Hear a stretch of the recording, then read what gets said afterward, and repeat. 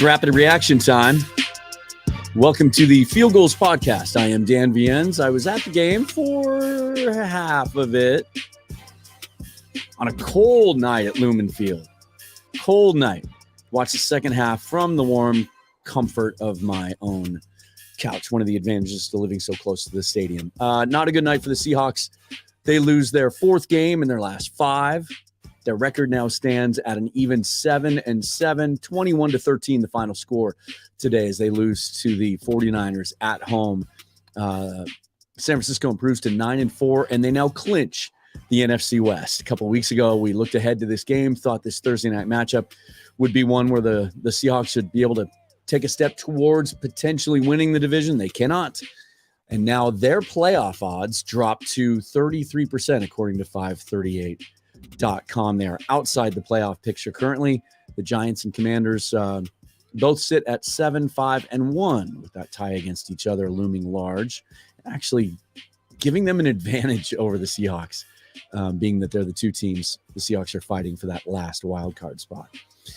Next week, a week from Saturday, actually, Christmas Eve, they travel, the Seahawks do, to Kansas City, who sits at 10-3 on the season. That game will be in Kansas City. Welcome in, everybody. This one was weird. Very, very strange game. First of all, just the vibe from the beginning in the stadium. These weeknight games are always tough. It's so hard for people to get into the stadium that I would say at kickoff and well into the first quarter, the 300 level of Lumen Field was half empty. Because people have a hard time getting to the stadium. They have a hard time getting in those last second lines, and then they want to get something to eat or whatever. So there was at the end of the first quarter, there was a massive pileup in the aisle right next to my seats because people were just getting into the stadium and they were trying to get up to their seats. I wonder sometimes why then the visiting team, when they win the toss like the Niners did, and especially considering that they had such an advantage on paper, seemingly, they're rushing offense against the Seahawks struggling rushing defense, why they don't take the ball, because the crowd's not a factor early in the game. But, analytics being what they are, and they like that extra possession in the second half, and they chose to defer. But a very bizarre game. Tale of two different games. The first quarter and then the rest of the game. And then it hinged on two or three plays. So let's just get to that. Let's just kind of go through what happened. That first quarter was about as ugly as you can imagine. It was about what I expected. A couple days ago with Rob Guerrero on the show here, he was surprised to learn that I thought the Seahawks were going to get rolled. I thought it was going to look a lot like the 49ers score last week against the Buccaneers when they won 35-7 going away. First quarter was as ugly as I had feared. 108 total yards to 2 yards for the Seahawks. 7.2 yards per play for the 49ers to 0.2 for the Seahawks. Brock Purdy was 9 for 9 passing. Geno Smith, 3 out of 7 passing. And yet it was only 7-0. An absolutely beautifully designed play by Kyle Shanahan led to a George Kittle touchdown pass from Brock Purdy, where he faked to the left flat, faked to the right flat, and then turned back to the middle of the field, and George Kittle was wide open on that play. Leave it to George Kittle to have a good game finally. A, against the Seahawks, and B, the week that I get eliminated from the fantasy football playoffs by a tiebreaker, and George Kittle hadn't done anything for me all year. At least maybe I'll win my consolation bracket. So even after all that, it's 7-0. And in fact, the first drive for the 49ers, Seahawks defense held, forced a 3-and-out. It was on their second drive that they went down and got the touchdown. Then we get into the second quarter, and they're trading punches. And the Seahawks defense held it together. There were a couple of big plays here and there, but for the most part, they were holding them in check. So we get to the end of the half. Quandre Diggs drops a sure interception inside about a minute and a half left in the half. Didn't seem significant at the time because they still held. San Francisco had to punt the ball back to the Seahawks. So the Seahawks had the ball. It was 7-3. And they had the ball. with a chance to go down and score maybe before the half. But then a couple of plays, 4 plays into that drive, Travis Homer gets hit and fumbles the football inside the 10-yard line, gives it right back to San Francisco. 2 runs from Christian McCaffrey up the middle, produces a touchdown. So just like that, going into the half, now it's 14-3 instead of 7-3 at worst. But Seattle was starting to move the ball a little bit in the second quarter. Might have had a chance to at least get a field goal to cut that lead even more. So now it's 14-3, and San Francisco comes out of halftime because they deferred, and they start with the football. And on the second play of the half, Brock Purdy hits George Kittle for 54 yards. His second touchdown of the game. Just like that, it is 21-6. Seahawks did get the field goal there right before the half. So it's 21-6 at that point, and now the game seems over. And on that play, by the way, Kittle was wide open. It was a clear busted coverage. Seahawks defense really did well overall. When you just the eye test today, watching the game in the stadium and then the second half on TV, just coverage was fairly tight. They were around the football, got a little bit of pressure on Purdy, kept McCaffrey in check. There were just a couple of big plays, and this was one of them. It appears that most people seem to believe it was the rookie Tariq Woolen who busted his coverage, didn't take the right zone assignment, and left Kittle wide open. So then it's 21-6. You think the game's over. Like, 49ers is going to run this one out, right? But again, the third quarter, Seattle found something. They start moving the football. Geno Smith starts to get some rhythm. The short passing game was working. There wasn't anything downfield. The offensive line, really, those rookie tackles, Charles Cross and Abe Lucas going up against Nick Bosa, Eric Armstead, Ebukam, all those guys held their own. I mean, there was pressure. Geno felt pressure today. Took 3 sacks. But really, those kids, I thought, held their own. And it was interesting to see what they did with Bosa, the 49ers. They started him out against Cross. And then in the second half, they moved him to the other side. They flipped him over against Lucas. He was all over. He was around Geno Smith all day. But I thought, for as good, as dominating a player as he is, I actually thought Cross and Lucas held up pretty well. But third quarter, man, the Seahawks they weren't scoring any points, but they were starting to move the football, and the defense was holding. At the end of the third quarter, remember what we said in the first quarter, right? 108 yards to 2, 7.2 yards per play to 0.2. Purdy, 9 out of 9. Geno Smith, 3 out of 7. At the end of the third quarter, 49ers held their advantage in total yards, 243 to 194 yards per play, 6.1. Seahawks up to 4.1. Purdy was 15 out of 20 at that point. Geno's 25 out of 33. And the Seahawks actually had run more plays by the end of the third quarter, 47 to 40, than the 49ers. And then to start the fourth quarter, teams traded punts on 4 straight drives. Seahawks defense really held up well. And what was remarkable about that, regardless, of course, or at least relative to your feelings about Jordan Brooks and how good a player he is, went out in the fourth quarter with what appeared to be a neck injury. At one point, they said he was probable to come back in, but they took his helmet away. He didn't play again. So Tanner Muse, the converted college safety, was playing middle linebacker for Jordan Brooks. And yet the Seahawks were forcing punts. And then the Seahawks went on a 7-play, 67-yard drive, ran some no huddle on this drive, really tried to pick up the pace. Geno throws a 10-yard touchdown to Noah Fant. Now it's 21-13 with 3 minutes and 35 seconds left. Got to get a stop.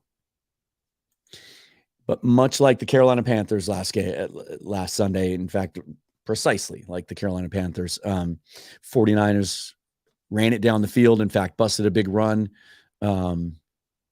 got down within the 5-yard line, and then just took a knee at that point rather than try to run up the score. So in one sense, 21-13, it looks closer than the story of the game really was. But man, I'm telling you, this thing came down to a couple of plays. Diggs catches that ball that's right in his hands. Homer never fumbles that football. It's 7-6 at worst going into the half. Who knows? So final stats. Geno Smith in this one, 31 out of 44, 238 yards, a touchdown, no interceptions, had a couple close ones. In fact, had a pick six to Demondre Lenore that was called back by a very, very questionable roughing the passer penalty. So this game could have looked a lot worse. There were some really, really poor calls against the Seahawks, though. So maybe we'll call that one even. Did take the 3 sacks. Kenneth Walker came back in this one and looked 100%. Was on the field for just about every snap tonight and looked fine. That ankle looked healthy. He was cutting. He was running hard. 12 carries, 47 yards, 3.9 average against that defense. That's not bad. I mean, the game kind of got out of hand there when it was 21-6 and you had to throw the ball 44 times. He also had 4 catches for 32 yards. Kenneth Walker was pretty good tonight. Geno spread the ball around. Tyler, 7 catches, 68 yards. DK, 7 catches, 55 yards. Noah Fant with 5 catches. So for the second game in a row, Tyler and DK, the same number of catches. DK had another downfield catch, about a 40-yarder, where he went up and high-pointed it over the defender. They called him for offensive pass interference. So another really, really touchy call. But that's it. Seahawks lose. 49ers clinch the division. Seahawks playoff chances dropped to 33%. What did this loss tell us? I think we kind of know now who this team is. I mean, this has been the theme of this show for a couple of weeks. We got excited during the 4-game winning streak. Beat 4 teams, a couple of quality teams in there. All 4 of those wins by double digits. But a classic case of sometimes things aren't as good as they look. Sometimes they're not as bad as they look. I thought this was a gutty effort by the Seahawks defense and a really gutsy effort by Geno Smith. After an ugly, ugly first quarter, for him to hang in there against that defense and the pressure he faced every time he dropped back, and maybe didn't get any favors from Shane Waldron. A lot of chatter on Twitter tonight that this might have been Shane Waldron's poorest game as a play caller this year. Really didn't give Geno a lot of help. Not a lot of under center, not a lot of play action. Just kind of let him drop back and throw it 40 plus times and let that 49er defense tee off on him and really trust that offensive line. But Geno against that and in really tight coverage, not a lot of guys running wide open, stuck some throws in there. I thought he was impressive once again. It tells us that the talent gap between the 49ers and the Hawks is significant. But again, I'm coming away from this game understanding where this team was coming into the season and what's at stake and what was realistic for them this year. That I thought it would have been really easy for them to let this game get away, especially as young as they are. And they didn't. They just didn't. I think that's to their credit. Because this is kind of who we thought they'd be, right? We thought they'd be young and the youth would showed on the busted coverage. As good as Tariq Woolen has been, hasn't been playing cornerback for very long. He's going to see some things, especially against a guy like Shanahan, that he's never seen before.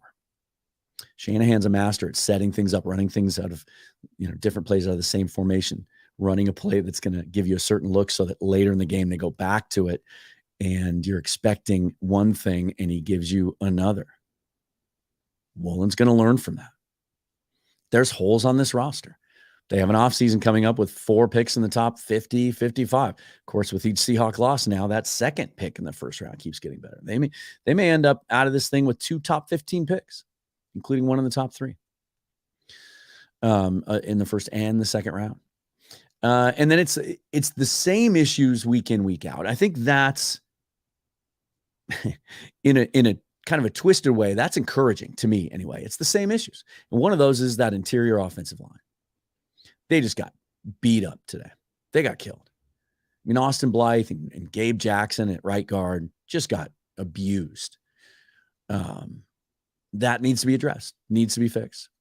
Al Woods didn't play in this game because he had the The injury from last week, the hamstring or the Achilles injury, wasn't ready to go this week. And then early in this one, Brian Monet went out. So I thought, given that, those are their two biggest, strongest dudes in the middle, that Quentin Jefferson and Shelby Harris and Poona Ford did a nice job up front, really standing up to that San Francisco offensive line. And the defense they gave the Seahawks a shot to win this game. Diggs hangs on to that interception. Homer doesn't fumble. Who knows? And I'll say it again. I thought Geno Smith was really gutsy. I thought this was interesting. Went over to Twitter just to gauge where people would be, because after last week, people were just crapping all over Geno Smith, and some of the momentum seemed to have shifted in the fan narrative over the last week to, hey, we got to get a quarterback. Geno's not good enough. And I defended him on the show. I thought he played better than it was the two picks that everybody focused on, but I thought he played well otherwise in that game for the most part. And, not everyone's going to be perfect. I was surprised to see. Let's go through Twitter a little bit here. And this is not me cherry picking. This is me just scrolling down and seeing things like this. From Hustle Chilson. Seahawks have a bunch of good young players, but need some more. So thankful for those 4 fairly high draft picks next season. Makes it easy to feel optimistic about the future. Rebecca. Look, none of us thought we'd win 7 games this year. The playoffs are still a possibility with a top 5 pick. With it as good as Geno has been and this team, we aren't a Super Bowl caliber team yet, but a strong draft and good free agency, and that gap closes. At Yellow Haynes, Seahawks playing with house money in 2022. We're surprisingly competitive with far less talent. Found out Geno is for real and have a ton of high draft picks coming. We'll be back to kicking the 49ers' ass very soon. Congrats, though, San Francisco, on a good year. At Sammy on tap, the Seahawks better ride with Geno Smith after the season. Who else is with me on this? Do not waste a draft pick on a QB. Go get another defensive lineman and offensive. Go get another corner. Get a third wide receiver. Get another linebacker. Go get Super Bowl roster ready. Geno can win. So still a lot of you optimistic and realistic out there. And that's where I'm at. Went into a game like this, not expecting them to win, but just wanting to see how they would stand up to the 49ers, who, even with Brock Purdy playing quarterback, man, I'd take him against the Eagles right now. That'd be a fun matchup, but I think the 49ers are the best team in the NFC, especially if Purdy can keep playing like this. And we keep hearing about how QB friendly Shanahan's offense is. I will say this, though. I had some people on Twitter tonight talk about how good Purdy is, and it's going to be a tough decision for the 49ers next year when Trey Lance comes back healthy. Pump the brakes on that. I do see a guy who's operating efficiently within this offense, and he has a lot of things working in his favor. That running game is very, very, very friendly to the quarterback. But Brock Purdy showed on a number of occasions tonight why he wasn't drafted until the final pick in the draft in the 7th round. He was known for having I referred to his arm as a pea shooter arm. He does not have a strong arm. He has a hitch in his throwing motion. As the league learns him, he might struggle. He's going to struggle to get the ball into tight windows. He was inaccurate on some throws today. And let's pump the brakes on the legend of Brock Purdy. He's playing well, but physically, I'm not sure that he has the toolkit to stand up and deliver each and every week once defenses start to figure him out a little bit. I just want to say one thing before we go. And there was a moment of silence in the stadium today to start the game, and I was really appreciative of that. We lost Mike Leach a couple days ago. And, man, if we don't get enough reminders on a daily basis that life is precious and short and to enjoy each day as much as you can and enjoy the people in your life. Mike Leach is only 4 years older than I am. And while if you listen to my old podcast, you know that I didn't always love the way he coached between the lines. There is no denying his impact on college football and professional football. It wasn't that long ago that it was said that the air raid and the concepts of that offense could never work in the NFL. Guys like Mike Leach could never work in the NFL. And now you see concepts of the air raid woven into a lot of offenses around the league. He was colorful. He was hilarious at times. I can't even imagine trying to be a reporter working his beat, having him rarely answer the questions you ask him. But you know what? A lot of times those answers that he gave were a lot more entertaining than they would have been. Suffered a heart attack at his home last weekend and passed away on Tuesday morning. It was rough. You know, we lost a member of the Cougar family, and my heart goes out to his family. And it's just hard to believe that Mike Leach is gone. So just wanted to say that, and rest in peace and go Cougs. Seahawks at Kansas City. It's a 10 a.m. kickoff Pacific time on Christmas Eve morning next week from Saturday. Playoff chances stand at 33%. We'll see how the Giants and Commanders do this weekend. That's who they're chasing. It's going to be a tough task going to Kansas City and winning a game there, and then you come home and you get the Jets at home and the Rams at home. But here's one final note as well. Home field advantage, not really a thing at Lumen Field. That was their third straight loss at home, and they dropped to 3-4 on the season at Lumen Field. Crowd just wasn't intimidating tonight at all. I wanted to see how the rookie quarterback would play in that moment, and I don't think it was. I don't think that was the atmosphere that a lot of other guys over the years have had to face. Just wasn't an intimidating atmosphere, especially after they got up on the Seahawks early. So 21-3, the final score of that one. Seahawks are now 7-7, and they're on the outside looking in the playoff chase. Still got a shot, you know, still going to make games interesting right down to the wire. And that's always fun, but we're not too far away from beginning to look into the offseason and look at next year. And I think that's where the focus should be. So congratulations to the 49ers on winning the NFC West once again. I'm Dan Viens. You can find me on Twitter at Seahawks Forever. Read fieldgoals.com. Their post-game analysis and the way they look at games from every conceivable angle, as well as breaking news and analysis each and every day. Definitely check them out. And if you like the podcast, you like what we do, hit that subscribe button on whichever podcast app you use. That way you'll get notifications of new episodes. And if you really like what we do, leave us a review. We'd appreciate it. I will talk to you soon. I'll be back Monday with Michael Thompson. We're going to talk draft. We're going to do a live mock draft.